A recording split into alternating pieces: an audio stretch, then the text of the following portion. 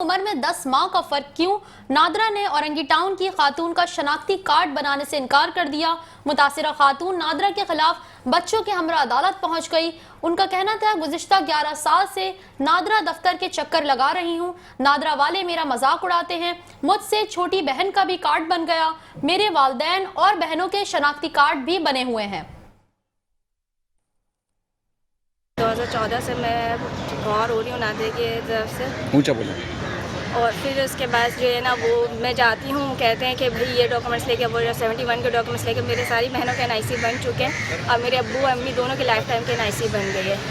सिर्फ मेरे डॉक्यूमेंट्स में जो है ना, उनको इशू आ रहे हैं। क्या नाम है, मेरे बच्चे पढ़ाई से 2 साल बैठे, बहुत मुश्किलों से उन्होंने एडमिशन करवाया, तो वहाँ पर भी बेफॉर्म की ज़रूरत है। इशू क्या आ रहा है? एज मेरी और मेरी छोटी वाली बहन की एज में 10 महीने का फ़र्क है। वो लोग नहीं मान रहे इस एज को, कह रहे नहीं, इससे ज़्यादा का डिफरेंस होना चाहिए। डॉक्यूमेंट्स गलत है, मगर मेरी बहन को तो बन गया।